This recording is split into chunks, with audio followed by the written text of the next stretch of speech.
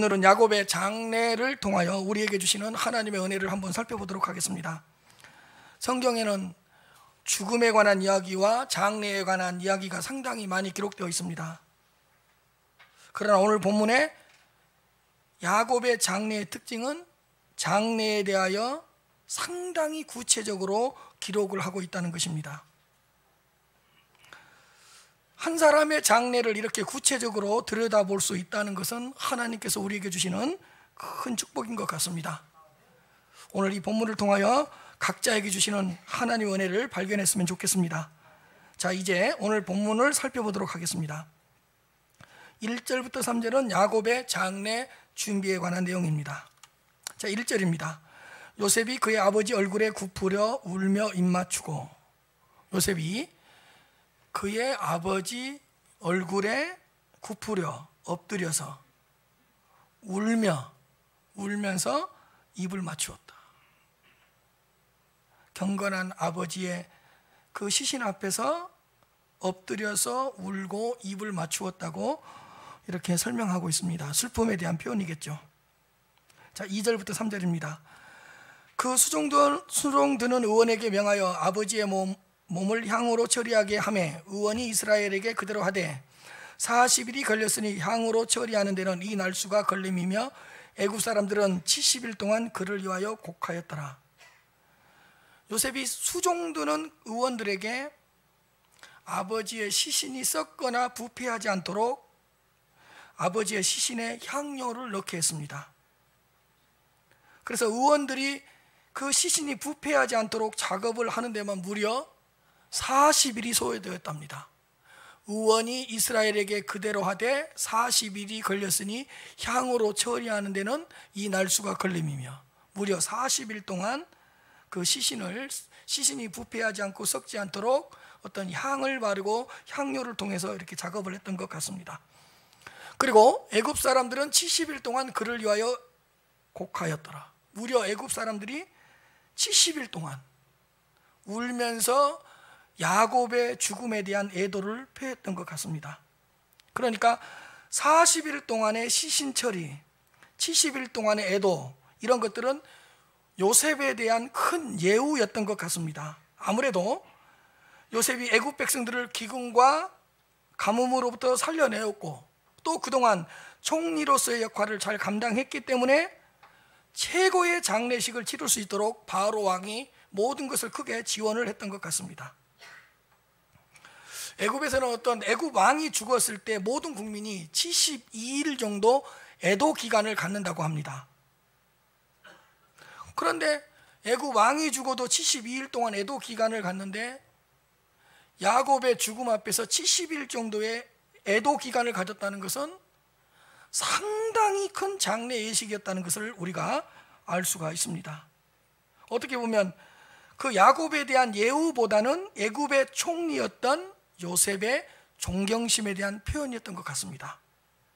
하여간 총리의 아버지의 장례를 국가적인 장례처럼 치를 수 있도록 애굽 사람들과 바로 왕이 큰 관심을 보여주었던 것 같습니다. 애굽 사람들은 이런 장례에 대한 성대한 의식을 굉장히 중요하게 생각했던 것 같습니다. 뭘 보면 알 수 있냐?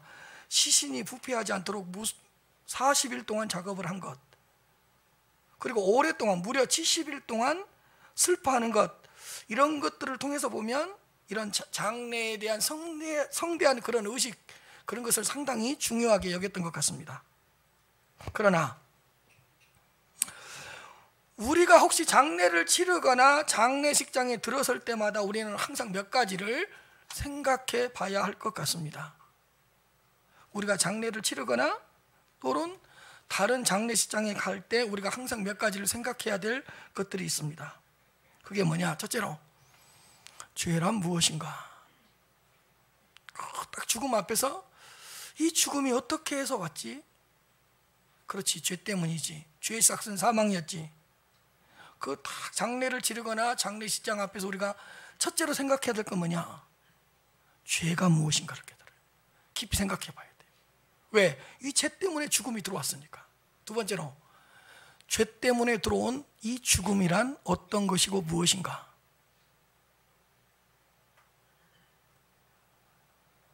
죽음이란 뭐냐? 육체적으로 죽는 걸 죽음이라고 하고, 하나님과의 단절을 영적인 죽음이라 하고, 그 다음에 영원한 심판을 받아서 영원한 형벌을 받는 걸 영원한 죽음이라 그래요. 그 죽음이란 이런 것들이요. 육체적인 죽음, 영적인 죽음, 그리고 영원한 죽음. 이런 것들이 죽음이에요. 그리고 그렇다면 그 죄와 죽음의 문제를 어떻게 해결할 수 있는가? 십자가밖에 없습니다. 그러니까 그 죽음 앞에서 십자가의 은혜를 생각하고 십자가를 바라볼 수 있어야 되고, 십자가의 공로와 십자가의 의를 깊이 생각할 수 있어야 되는 겁니다. 그리고 십자가를 통해서 죄와 죽음의 문제를 해결하였다면 우리는 부활하게 될 것인데, 부활이 무엇인가에 대한 깊은 묵상이 있어야 됩니다. 영혼과 육체가 변화되는 걸 이야기합니다.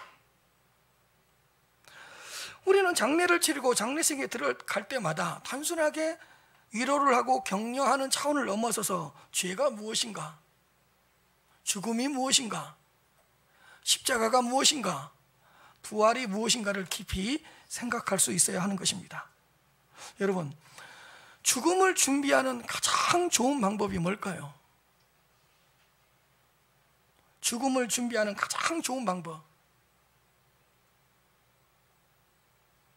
저는 이렇게 생각합니다. 죽음에 대한 바른 지식을 갖는 것이 죽음에 대한 가장 좋은 준비라고 생각합니다. 뭐 죽기 전에 뭐 물려주고, 죽기 전에 뭐 처리해주고, 죽기 전에 뭐 처리해주고, 이런 것들이 죽음에 대한 준비일까요? 아니죠.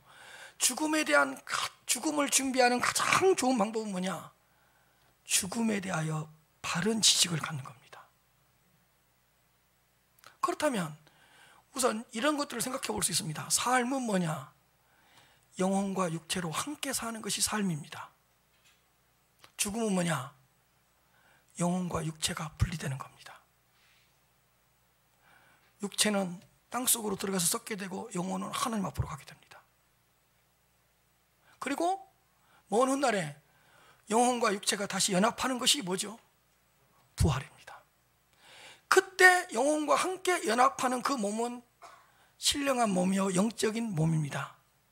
우리가 죽기 이전에 가졌던 그 몸의 형태는 같고 모양은 같을지는 모르지만 그 몸을 구성하고 있는 그 성질은 다른 신령한 몸을 입는 것이 부활입니다. 그러면 죽은 후에 부활이 될 때까지 그 기간을 뭐라 그러냐? 중간기라 그러고 중간시대라 그럽니다. 이것은 영혼과 육체가 분리되어 영혼과 육체의 부활을 기다리는 그 시기, 그 기간을 중간기, 중간시대라 그럽니다. 기다리다가 우리 주님 다시 오실 때 영혼과 육체가 다시 연합하는 것, 이게 부활이고 부활체가 되는 것입니다. 여러분, 이렇게 죽음에 대해서 명확하게 알고 정확하게 알고 있어야지만이 죽음이 두렵지 않고 무섭지 않아요. 제가 유튜브로 죽음에 대한 단어를 가지고 한번 찾아봤습니다. 근데 죽음학이라는 게 있더라고요. 죽음학에 대해서 전문가라고 할 수 있는 어떤 정모 박사님이 계시더라고요. 근데 죽음에 대한 여러 가지 이야기를 해놨더라고요. 근데 너무 헷갈려요. 너무 명백하지가 않아요. 성경에서 말하는 죽음과 너무 달라요. 그러니까 죽음이 헷갈리고 죽음이 무서워지고 죽음이 두려워지는 거예요. 죽음을 준비하는 가장 좋은 방법은 뭐냐? 죽음이 뭔가를 명확하게 알면 죽음이 무섭지 않아요. 삶을 뭐냐? 영혼과 육체로 사는 것이 삶이다. 죽음은 뭐냐? 영혼과 육체가 분리되고 육체는 땅으로 들어가서 썩고 영혼은 하나님께로 가는 것이다. 그리고 먼 훗날에 그 영혼과 우리는 다시 그 영혼에 맞는 걸맞는 신령한 몸, 영적인 몸을 입게 되는데 이것이 부활이다. 그러면 그 부활을 기다릴 수 있는 동안은 뭐라 그러냐? 중간시대, 중간기라 그런다. 이렇게 죽음에 대해서 명확하게 알고 있어야 돼. 고린도전서 15장 42절부터 44절입니다.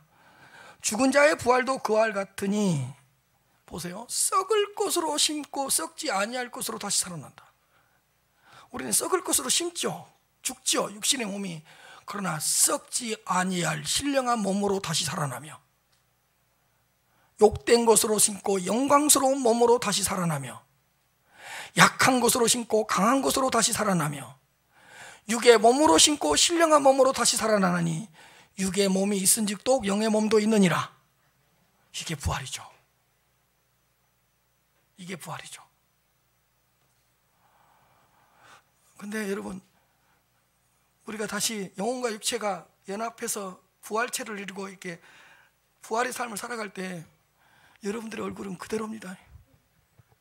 여러분들의 얼굴의 모양은 바뀌지 않아요. 그러니까 지금부터 여러분들 얼굴 많이 사랑하세요.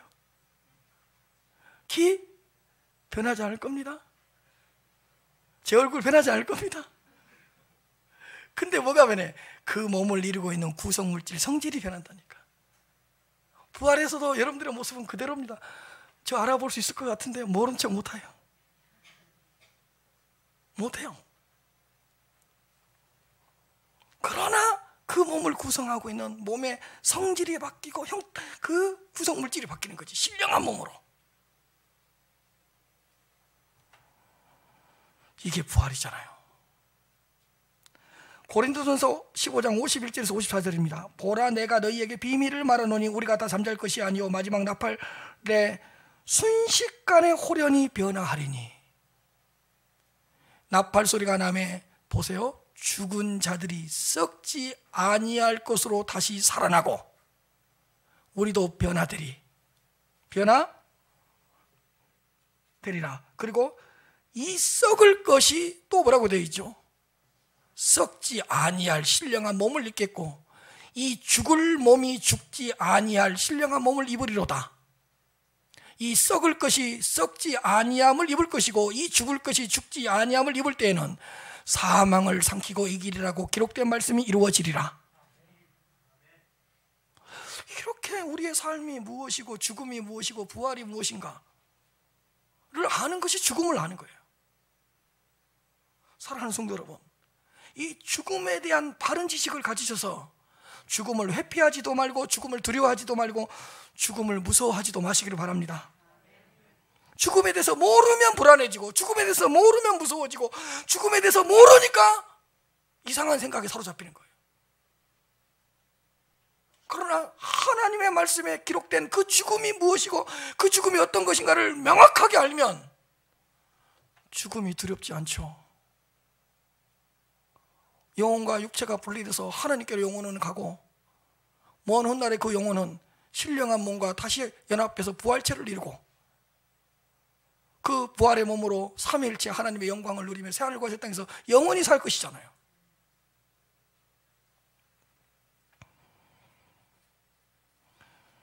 죽음이 무엇인가를 바르게 알면 절대로 죽음을 두려워하지 않을 것입니다.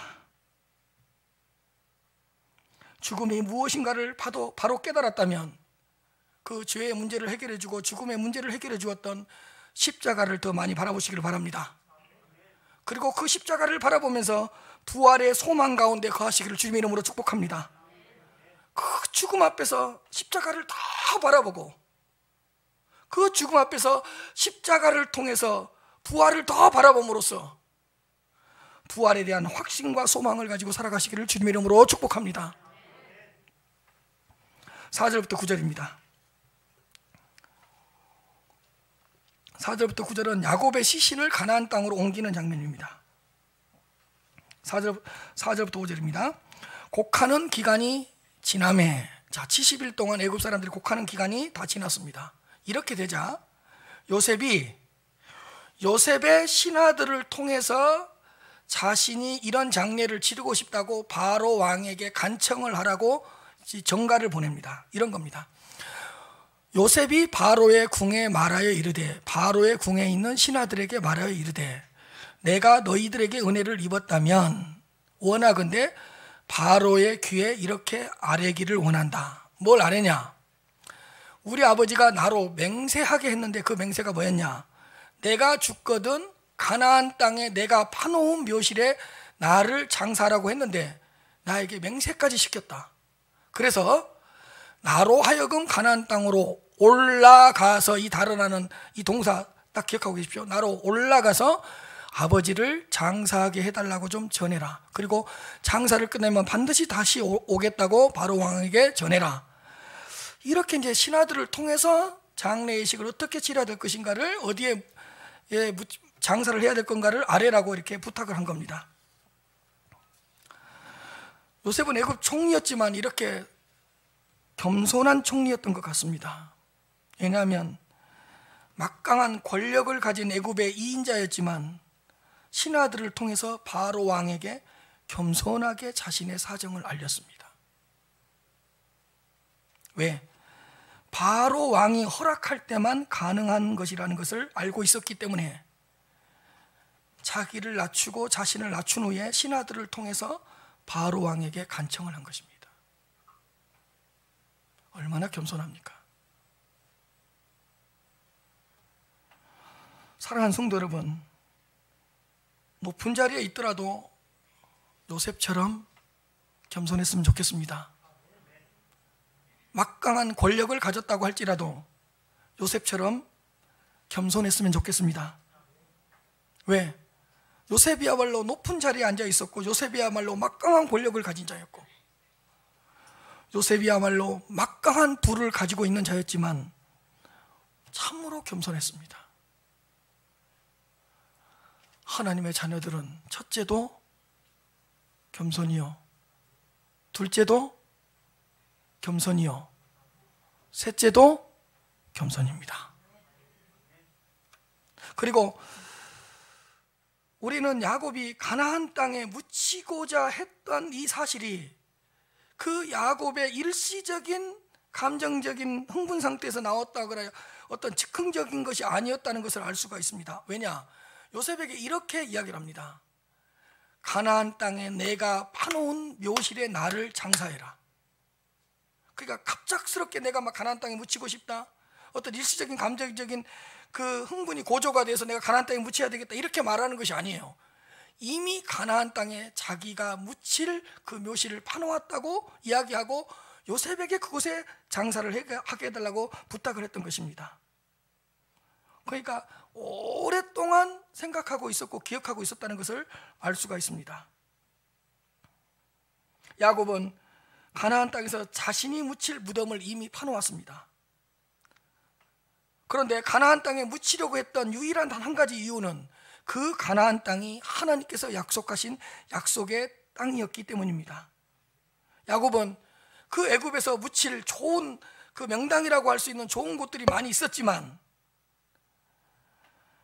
그곳에 묻히기를 원하지 않았고, 하나님께서 자손들에게 주실 것이라고 약속했던 그 약속의 땅에 묻히기를 원했습니다. 우리는 야곱이 하나님의 약속을 얼마나 강하게 붙들면서 살아왔는지를 알 수 있습니다. 왜요? 굳이 여기서 묻혀도 되는데 그곳에 묻혀야 되겠다는 거예요. 그리고 그곳에 자기의 묘를 이미 다 준비해놨다는 거예요. 약속이 있는 약속의 땅이었기 때문입니다. 야곱은 하나님의 약속을 믿었고요, 품었고요, 고백했고요, 이렇게 하나님의 약속만을 붙들고 살아왔던 것입니다. 사랑하는 성도 여러분, 하나님의 약속을 붙잡고 살아가시기를 바랍니다. 어떤 상황 속에서도 내가 너와 함께 하겠다는 그 약속의 말씀, 하나님의 약속을 붙드시면서 살아가시기를 바랍니다.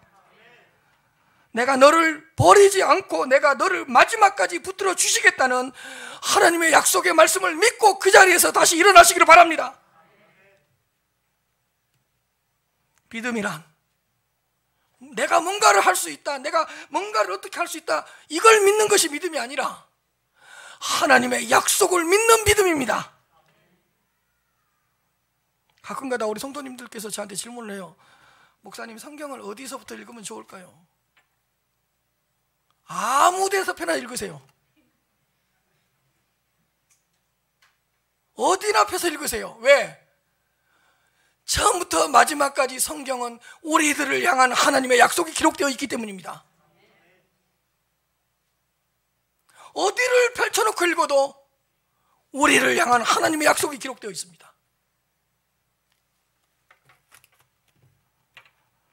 모든 구절구절마다 하나님의 약속으로 가득 차 있습니다.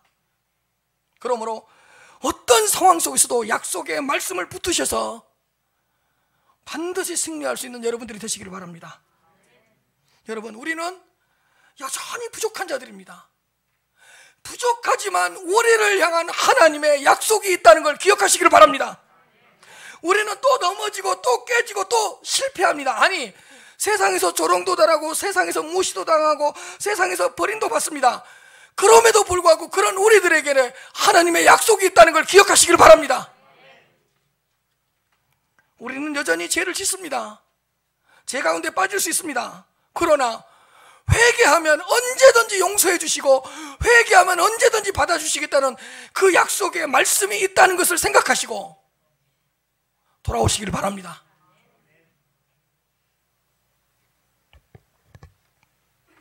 육 절 말씀입니다. 바로가 이르되 그가 내게 시킨 맹세대로 올라가서 내 아버지를 장사해라. 바로가 신하들로부터 보고를 받은 다음에 이렇게 명령을 내립니다. 그가, 네 아버지가 요셉 너에게 시킨 맹세대로 올라가서, 이 단어 올라가서 네 아버지를 장사해라. 다 그렇게 허락을 해줬습니다. 요셉을 크게 대우해주고 예우해주는 것 같습니다. 왜? 총리였고 그 기근과 가뭄으로부터 애굽 백성들을 살려내고 애굽 나라를 살려냈기 때문입니다. 그리고 나서 7절부터 9절입니다. 자, 올라갔다는 단어를 제가 빨간색으로 기록해 놓고 있거든요. 여기에 유념해 주시기를 바랍니다. 누가 올라갔냐? 요셉이 자기 아버지를 장사하려고 올라갔다. 두 번째로 바로의 모든 신하와 바로 궁의 원로들과 애굽 땅의 모든 원로와 요셉의 온 집과 그의 형제들과 그의 아버지의 집이 그와 함께 올라갔다.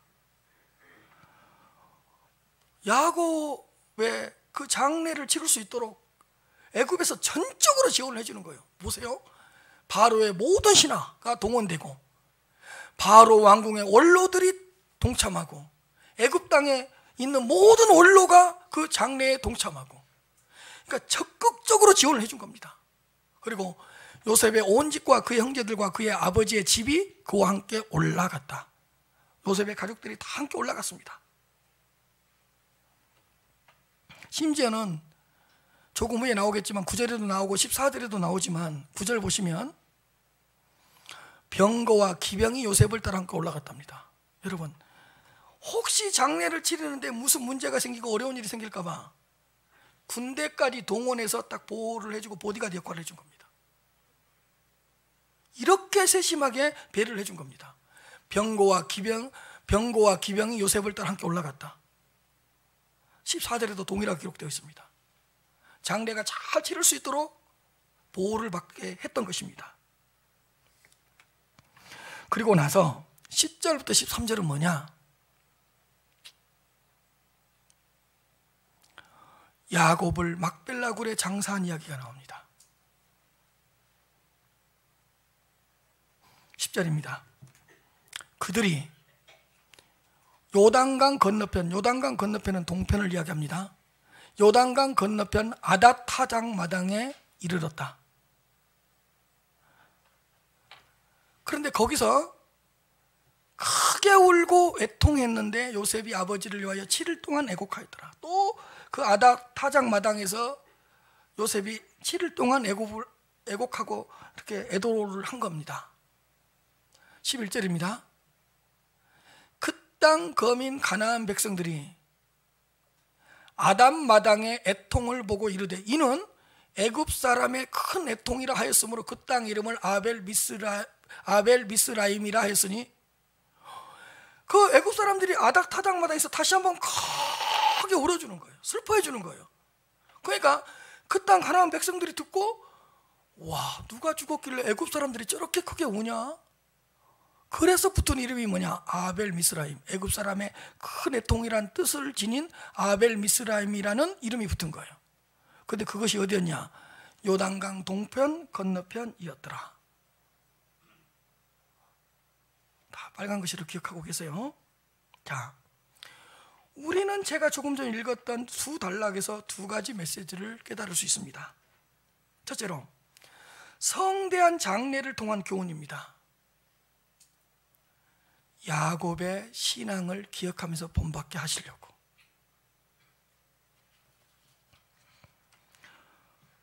서론에도 말씀을 드렸지만, 여러분, 성경에는 죽어서 장례를 치른 이야기가 나오는데 열왕기상하나 역대상 읽어보면 어떤 왕의 죽음도 딱 한 줄로 끝나버립니다. 어떤 왕이 죽었고 다윗성에 장사되니라, 한 줄로 끝나버립니다. 그런데 이 족장 야곱의 장난은 너무너무 성대하게 치러졌습니다. 그리고 장례 기간도 길었습니다. 그 슬픔의 강도, 애도하는 그 강도도 굉장히 강했습니다. 그리고 애굽에 있는 모든 고위 공직자들이 동참했습니다. 그리고 가나안 땅까지 가서 장사를 지냈습니다. 하나님께서 야곱의 장례가 이렇게 성대한 장례가 되도록 이끌었던 이유가 무엇이겠습니까? 자손들에게 야곱이 하나님의 약속을 붙들었던 그 신앙을 본받게 하려고 했던 것입니다. 만약에 일반적인 가족 장례처럼 치러졌다면 야곱의 이름과 야곱의 신앙은 그 자손들에게서 금방 사라졌을 것입니다. 그러나 국가적인 장례처럼 치르게 해서, 야, 도대체 요셉의 아버지 그 야곱이 어떤 사람이길래 그렇게 큰 장례의식을 치러줄 수가 있고 어떻게 장례기간이 저렇게 길 수가 있나? 요셉의 아버지인데 그 아버지는 하나님의 약속을 믿는 신앙을 가진 분이었대. 그 성대한 장례 예식을 이야기할 때마다 야곱이 하나님의 약속을 붙들고 믿었던 그 믿음이 거론되는 거예요. 그 야곱의 자손들, 후손들은 그 야곱의 성대한 장례식을 이야기하면서 그 장례식만 이야기하는 것이 아니라 하나님의 약속을 붙들고 살았던 야곱의 신앙까지도 이야기했던 것입니다. 하나님은 그 자손들, 자녀들이 특별하게 치러진 야곱의 장례를 이야기하면서 그 야곱이 하나님의 약속을 붙들고 살았던 그 믿음까지도 이야기하게 하려고 이렇게 성대한 장례식을 치르게 했던 것입니다. 심지어는 여러분, 가나안 사람들도, 아니 누가 죽었길래 애굽 사람들이 여기까지 와서 저렇게 울어주냐? 야곱이라는 족장인데 하나님의 약속을 믿는 신앙인이었대. 가나안 사람들에게도 영향력이 미쳐요. 그리고 70일 동안 애도 기간을 가졌고 아닥 타작 마당에 와서 또 크게 우는 거예요. 그럼 애굽 사람들도 놀라는 거예요. 도대체 이 사람의 죽음은 어떤 죽음이길래 우리가 또 이렇게 울어줘야 되냐? 이렇게 오랫동안 울었는데 또 이렇게 크게 울어줘야 되냐? 요셉의 아버지인데 약속을 붙잡고 살아갔었던 신앙인이었대. 그 야곱의 장례식이 거론될 때마다 자손들은 또 야곱의 신앙에 대해서 이야기하고 가나안 사람들도 야곱의 신앙에 대해서 이야기하고 그 장례식에 동참했던 애굽의 고위 공직자들도 야곱의 신앙에 대해서 이야기를 하고,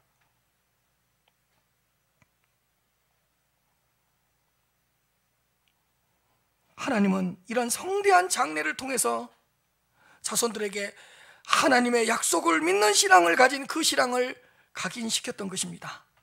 야곱이 무엇을 믿고 살았는지, 야곱이 누구를 바라보고 살았는지, 야곱이 하나님의 약속을 어떻게 붙들고 살아왔는지, 그것을 각인시키고 기억나게 하시려고 성대한 장례식을 치르게 했던 것입니다.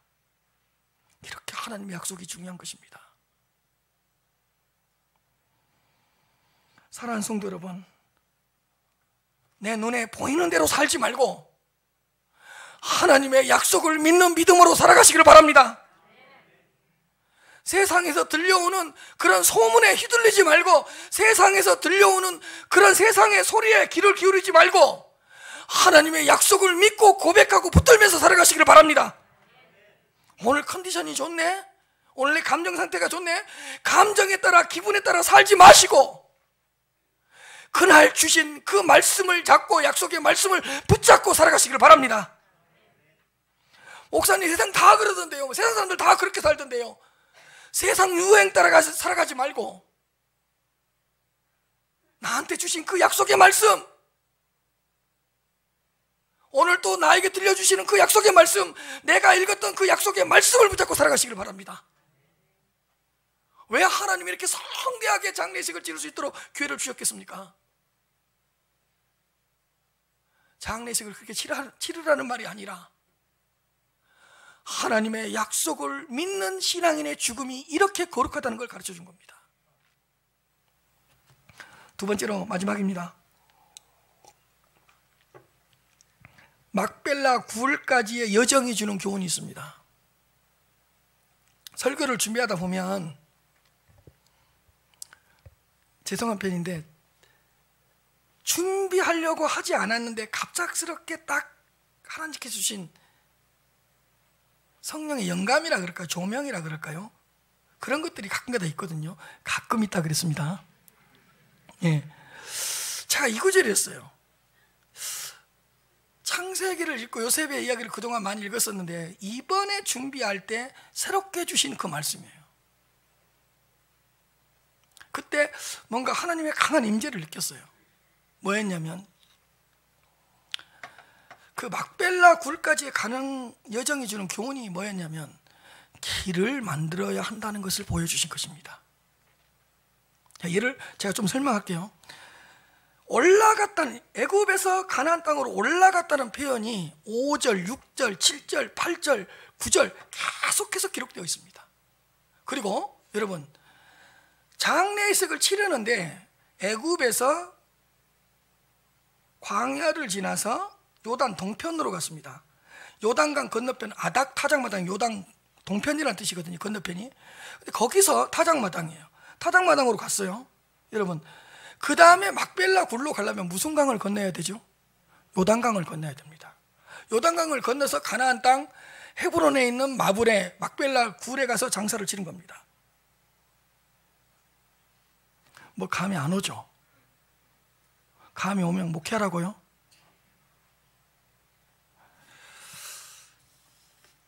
저는 이 부분에서 정말 하나님께 주신 새로운 깨달음이 있었습니다. 뭐냐? 여러분, 이 길을 걸어갔던 이 길이 400년 후에 이스라엘 백성들이 출애굽을 해서 걸어간 그 길이 되어버립니다.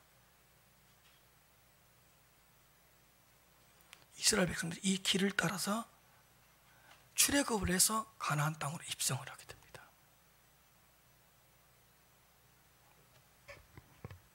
여러분, 요셉이 아버지 야곱의 장례를 치르러 가는 그 길이 400년 후에 이스라엘 백성들이 출애굽을 해서 가나안 땅으로 들어가는 그 길이 될 줄이야 누가 알았겠습니까? 하나님은 야곱의 장례 예식을 치르는 이 길, 이 여정 속에서 400년 후에 이스라엘 백성들이 출애굽을 해서 걸어가야 될 길을 만들고 계셨던 것입니다. 이럴 때 아멘 해줘야 되는 거예요.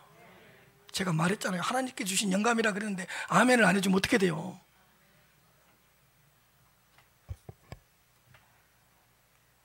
이야,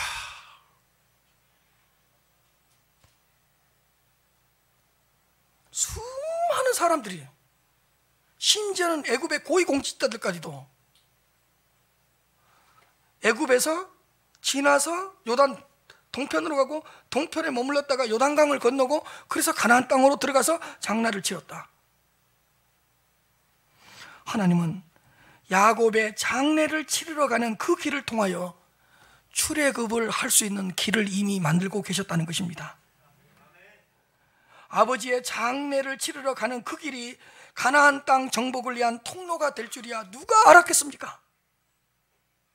애굽에서 요단강 건너편 아닥 타작마당으로, 아닥 타작마당에서 요단강을 건너고, 그리고 요단강을 건너서 가나안 땅 마므네 앞 막벨라 굴에 들어가는 이 여정이 다음에 출애굽 여정이 된다는 말입니다. 그러므로 사랑하는 성도 여러분, 만들어진 길만을 가려고 하지 말고 자녀들을 위해서, 후손들을 위해서 길을 만들면서 살아갈 수 있는 큰은혜 교회 성도님들이 되었으면 좋겠습니다. 왜 길이 없냐고 불평할 것이 아니라 하나님께서 우리 성도님들을 통하여 길을 만들고, 우리는 그 길을 만들고 우리의 자녀들과 후손들은 그 길 위를 걸어갔으면 좋겠습니다. 출애굽을 한 이스라엘 백성들은 요셉과 그의 조상들이 만들었던 그 길을 걸어갔던 것입니다. 그들이 걸었던, 그 조상들이 걸었던 그 길을 따라갔던 것입니다. 그러므로 사랑하는 성도 여러분, 우리들은 시온의 길을 만들고, 우리는 시온의 대로를 열고, 우리의 자녀들은 우리가 만들었던 그 길 위를 걸어갈 수 있도록 하면 좋겠습니다. 우리가 걸었던 믿음의 길, 순례자의 길 위로 우리의 자녀들도 다시 걸어갔으면 좋겠습니다.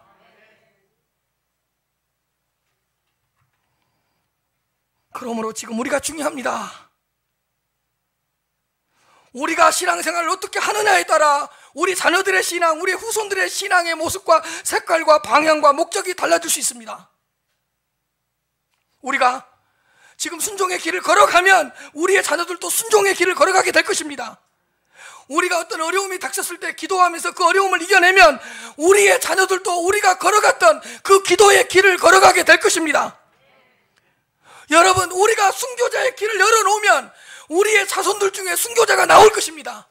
우리가 순교자의 길을 열어주고 순교자의 길을 만들어놔야지만이 먼 훗날에 우리 자녀들 가운데 누군가가 순교할 거 아닙니까? 그 자리에서.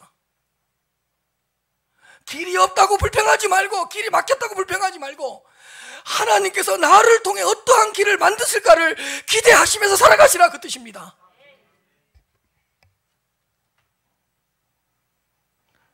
여러분, 우리가 세상 좋아하면 우리의 자녀들 세상의 쾌락과 즐거움 좋아할 거예요.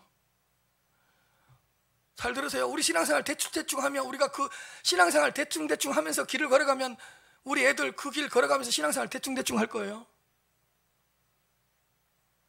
뭐 개인적인 사정이 있다고 주일 빠져버리고 개인적인 약속이 있다고 주일 성수 안 하면 우리의 자녀들 그 길 위를 똑같이 걷게 될 거예요. 제 고백은 하겠습니다. 목회자가 왜 힘든 줄 아십니까? 성도님들은요, 지금 설교를 하는 제 얼굴을 보고 따라오는 것이 아니라요, 설교를 하고 그 말씀대로 살아가는 목회자의 뒷모습을 보고 따라오기 때문에 목회가 힘든 거예요. 여러분들 앞에 두고 제가 무슨 말을 못하겠어요? 제가 무슨 설교를 못하겠어요? 제 얼굴을 보고 여러분들이 따라올 것 같습니까? 아니에요. 목사님은 저렇게 설교해놓고 설교대로 살아가나? 목사님은 저렇게 설교해놓고 그 설교한 말씀대로 살아가나? 설교한 말씀대로 살아가는 제 뒷모습을 보고 여러분들이 그 길 뒤를 따라오는 거예요. 그러니까 설교하기가 무서운 거예요.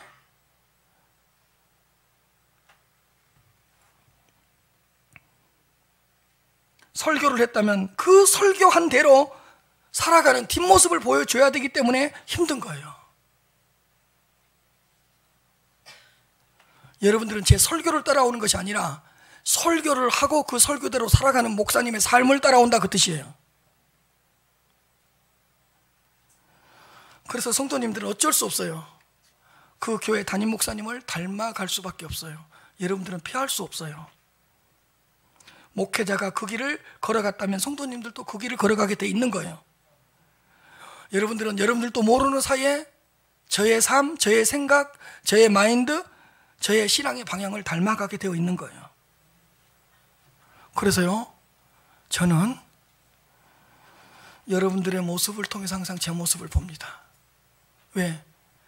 여러분들은 저를 비춰주는 거울이니까. 닮는다 그랬잖아요.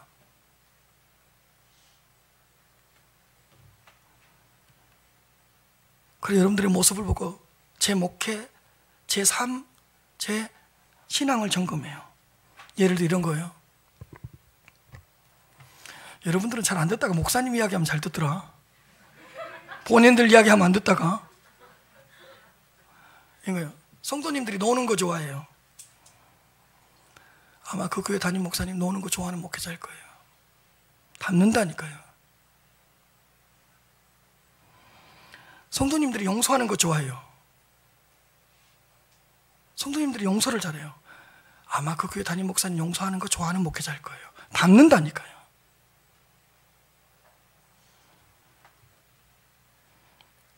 성도님들이 성경 읽는 거 막 좋아해요.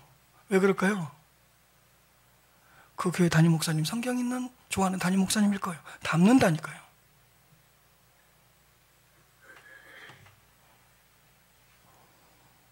성도님들이 돈 좋아해요. 누가 돈 좋아할 것 같아요? 아마 그 교회 담임 목사님 돈 좋아할 거예요. 그러니까 여러분들 돈 좋아하면 큰일 나요. 제가 돈 좋아한다는 거 증명하는 거니까.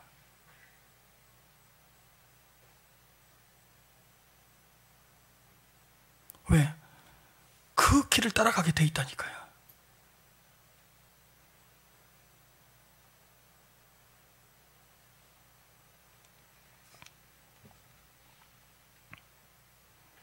여러분들은 제 앞모습을 보고 저를 따라오는 게 아니에요. 제 뒷모습을 보고 따라오지. 여러분, 정말로 야곱의 장례식을 치르러 가는 그 길 여정이 400년 후에 출애굽 여정이 될 줄 누가 알았겠습니까?